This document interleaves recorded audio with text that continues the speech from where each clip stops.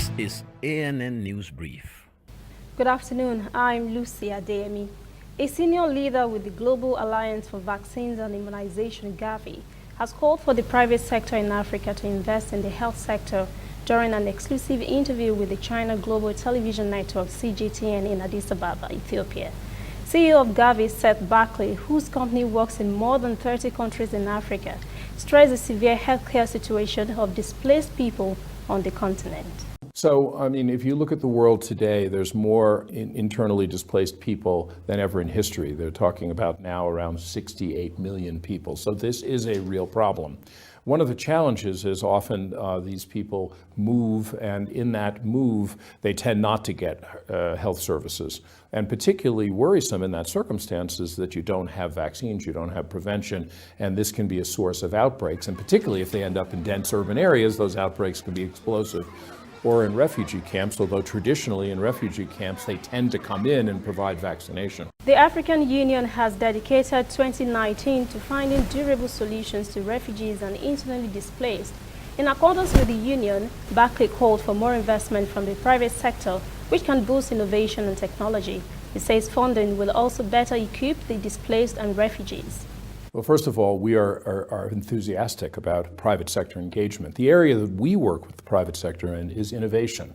Because if you talk about trying to reach the last mile, today that often isn't the hinterlands of countries. It often is in urban slums. More than 50% of the world's population now live in urban areas, and it's also in people on the move, refugees. And to be able to reach these people, we need new technologies. Take advantage of the digital revolution. Take advantage of new ways for us to deliver better supply chains.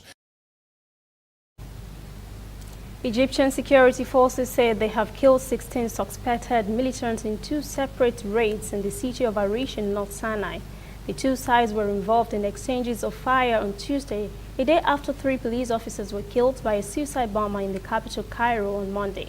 The Interior Ministry said the jihadists were planning a series of attacks against vital installations and key figures in the area. Weapons, ammunition, and explosive belts were seized during the operation. We'll be back after this short break. This used to be me.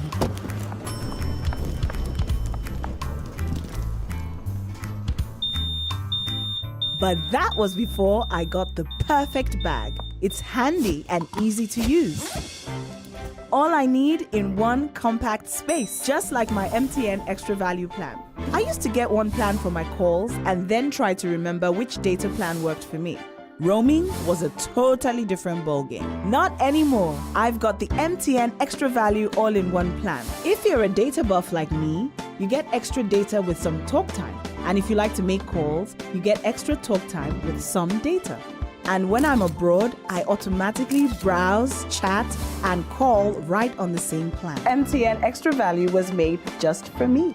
More of data or calls, whichever one you prefer. MTN Extra Value is made just for you.